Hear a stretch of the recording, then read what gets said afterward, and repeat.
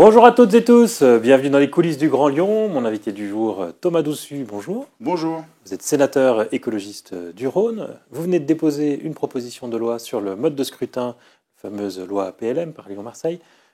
C'est un contre-feu à la proposition du gouvernement de faire un seul scrutin sur l'ensemble des villes. Vous souhaitez surtout rééquilibrer le nombre de conseillers municipaux attribués par arrondissement.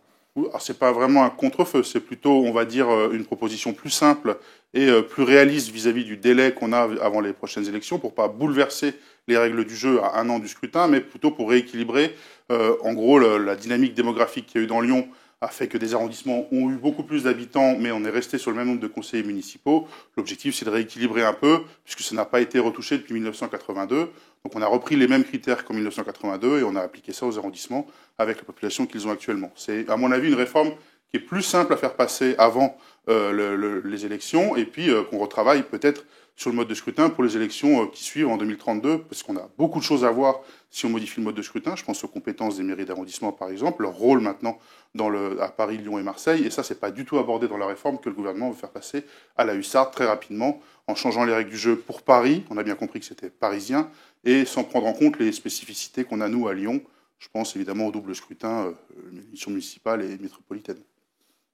Sur le double scrutin, pour l'instant, vous avez une idée de ce qui va être adopté au final ? Ben non, puisque dans les échanges avec François Bayrou, ça a été abordé, mais il est resté très évasif sur la façon dont on pourrait se débrouiller avec ça. Puis on apprend en plus que peut-être qu'Emmanuel Macron inscrirait des référendums le jour des municipales, ce qui deviendrait complètement injouable, évidemment, ici à Lyon. Ça ferait 4 votes le jour des municipales. Ça ferait 4 votes, exactement 4 votes. Là, on ne sait plus faire. Hein. Honnêtement, en termes d'agents, en termes de volontaires pour le faire, déjà 2, c'est compliqué. Alors 3, j'en parle pas. Donc non, on n'a pas encore de solution matérielle à tout ça. Et ça prouve bien, en fait, en réalité, que ça a été pensé par des Parisiens. Et puis la reste du territoire suivra. Et honnêtement, c'est pas sérieux. Et donc pour l'instant, c'est un peu l'énigme de cette réforme du mode de scrutin. Ce qui coince à Lyon, ça sera vraiment la logistique. Et donc là, on a un vrai enjeu à travailler ça, et pour l'instant, on n'a pas de réponse du gouvernement. Je reviens sur votre proposition. Elle est quand même politiquement assez opportune pour vous, parce que c'est les arrondissements qui perdraient des sièges, c'est le 2e, c'est le 6e, c'est un peu le 5e. Un peu le 2e. Enfin, voilà, au final, on calcule qu'il y aurait 3 conseillers municipaux de plus pour les arrondissements actuellement à gauche et 3 de moins pour les arrondissements actuellement à droite. Oui, non, pas forcément, puisqu'il y a aussi 3 de moins pour des arrondissements qui sont à gauche. Enfin, il y a dans la si on fait le total. Oui, si on fait le total, mais en réalité, on s'est basé sur le calcul de 82. On n'a pas retouché ni le périmètre des arrondissements, ni on n'a pas cherché à punir un arrondissement par rapport à un autre. C'est vraiment le calcul objectif, en restant un nombre de conseillers municipaux constant, des critères qu'ont établi la loi. Donc on a fait juste évoluer la loi dans la logique qu'elle avait en 82. Donc il n'y a pas de sanctions vis-à-vis d'arrondissements politiquement opposés à la majorité. C'est vraiment une logique mathématique qu'on a appliquée. Après, ces arrondissements ont perdu des habitants, ou en tout cas ont gagné beaucoup moins que d'autres, et donc il faut aussi se mettre en conformité un peu avec une règle démocratique simple, c'est qu'un conseiller municipal représente à peu près autant de Lyonnais que quelqu'un d'autre. Et donc là, c'était plus le cas, ce n'est plus le cas actuellement. Il y a des conseillers municipaux qui représentent moins de Lyonnais que d'autres, et donc il y a une distorsion démocratique dans la ville, donc il faut corriger ça. Le ministre en charge du sujet, c'est François-Noël Buffet, vous le connaissez bien, c'est un sénateur LR du Rhône. Vous avez abordé le sujet avec lui déjà ? Oui, alors pas directement avec lui, mais au moins on est heureux que ce soit lui, puisqu'il connaît bien la situation lyonnaise et la situation métropolitaine, puisqu'il était candidat aux élections métropolitaines. Donc effectivement, on aura au moins un allié pour comprendre nos ennuis logistiques ici à Lyon. Après, c'est la politique et la lyonnaise, de LR à écologiste. Non, moi je pense qu'il faut d'abord contacter les territoires quand on fait une réforme territoriale. C'est la base. Et pour l'instant, ça n'avait pas été fait. Donc avoir un ministre qui connaît les problématiques du territoire, c'est pour moi un point fort. Après, le reste, on est toujours dans l'opposition à ce gouvernement et dans l'opposition à la politique qui est menée par Bruno Retailleau et donc François-Noël Buffet. Et de votre connaissance des rapports de force à l'Assemblée comme au Sénat, la proposition Bayrou va être adoptée ? Alors on a vu cette semaine les sénateurs LR s'opposer farouchement à ce texte dans l'hémicycle au moment des questions au gouvernement. Donc au Sénat, ça me paraît très compliqué. À l'Assemblée nationale, la configuration fait que tout peut se passer. Donc on verra bien la teneur des débats. L'enjeu pour nous, c'est vraiment de montrer que la Chambre des territoires doit pouvoir s'exprimer sur ce texte. C'est le principe. Normalement, un texte qui concerne la réforme des collectivités territoriales passe d'abord au Sénat. Là, ce n'est pas le cas. Ça va d'abord à l'Assemblée, ce qui est un peu une forme de passage à la hussarde de la part de François Bayrou. Et donc, on a un vrai sujet. Et donc, on espère que le Sénat pourra donner son avis et que cet avis sera respecté. Il compte sur le soutien de LFI et du RN à l'Assemblée nationale.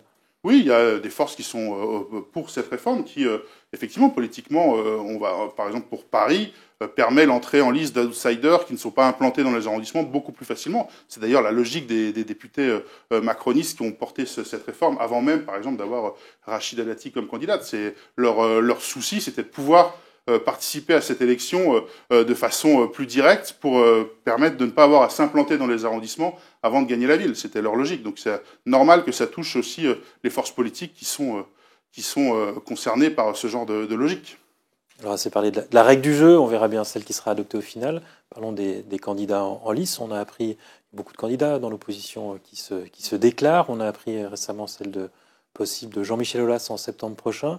Vous la voyez arriver comment, cette candidature? Moi, qui est un grand fan de l'OL. Ouais, je suis un fan de l'OL, donc je trouve que Jean-Michel Aulas a été un grand président de l'OL, ça a été dit, mais je vais le rappeler. Et puis, en même temps, j'ai toujours défendu la participation de la société civile aux élections. C'est ce qu'on a défendu en 2020, donc moi je suis plutôt heureux de la participation de Jean-Michel Aulas. Après, la politique, entre râler sur Twitter quand on est dans les bouchons et mener un projet pour cette ville, il y a un gap, donc on verra le projet que proposera Jean-Michel Aulas. J'ai l'impression que pour l'instant, c'est plutôt arrêter les travaux, son projet, et je suis pas sûr que Lyon soit une ville d'immobilisme, donc on aura besoin aussi de confronter des projets avec lui. Vous l'invitez pas à rejoindre les équipes de Grégory Doucet? Je pense que pour l'instant, ça n'a pas l'air d'être son état d'esprit, donc on verra bien. Mais je pense que pour l'instant, il veut porter un projet pour cette ville, en tout cas il y réfléchit d'après lui, et donc on va attendre de voir un peu le projet qu'il veut porter. Vous étiez le chef de file au Sénat des discussions sur le budget. Est-ce qu'elles n'ont pas laissé beaucoup de traces au sein du nouveau Front populaire? On voit que LFI ne veut plus entendre parler d'alliance avec le PS. LFI annonce qu'ils vont se présenter au municipal partout où ils le pourront. Est-ce que l'union de la gauche sera possible au prochain municipal? Alors, on parle du budget pour aller au municipal, mais effectivement, moi, j'ai participé aux négociations budgétaires. On n'a pas eu la même analyse avec le Parti socialiste sur les gains ou pas dans ce budget. Après, je pense que chacun a sa logique aussi autonome au sein du nouveau Front populaire. Vous savez que nous, on défend toujours l'union de la gauche, mais on défend toujours le nouveau Front populaire. On pense que ça reste toujours la coalition qui permettra de gagner et d'empêcher Marine Le Pen d'arriver au pouvoir en 2027. Donc on pense que cette union est utile. Il faudrait se respecter entre partenaires. Je pense que c'est important. Et donc je pense aussi qu'au municipal, on peut prolonger cette union de la gauche. Et je pense que c'est ce qui a été attendu par les Lyonnais, puisqu'on a vu qu'aux législatives, maintenant on a 4 députés qui sont issus du nouveau Front populaire à Lyon.